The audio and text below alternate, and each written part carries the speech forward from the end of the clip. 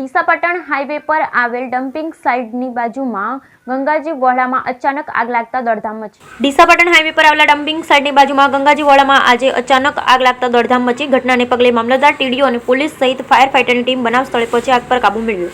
ડીસા તાલુકાના જૂના ડીસા પાસે ગંગાજી વોળા આજુબાજુના લોકો ગંદકીથી ત્રાહિમામ પોકારી ઉઠ્યા છે। લોકો અહીં મરેલા પશુઓ, મેડિકલ વેસ્ટ, સડેલા શાકભાજી અને મરચાના ટુંડા નાખી સળગાવી જતા તેના દુર્ગંધ મારતા ધુમાડાથી લોકોમાં રોગચાળાની દહેશત સેવાઈ રહી છે। તેવામાં આજે અચાનક જ આ કચરાના ઢગલામાં આગ લાગતા દોડધામ મચી ગઈ હતી।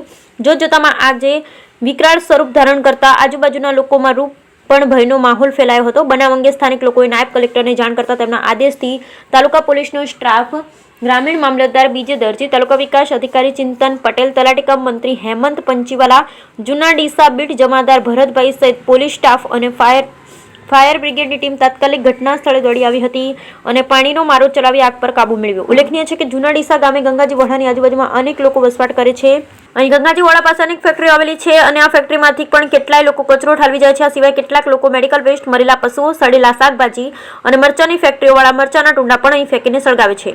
મરચાના ટીંડા સહિતની ચીજવસ્તુઓ સળગાવવા તેના કારણે નીકળતા ધુમાડાથી આજુબાજુના લોકોને આંખોમાં ઇન્ફેક્શન પણ થઈ રહ્યું છે। તો કચરાના સળગાવવાથી તેના દુર્ગંધ મારતા ધુમાડાથી લોકોના આરોગ્ય સામે પણ ખતરો ઊભો થયો છે।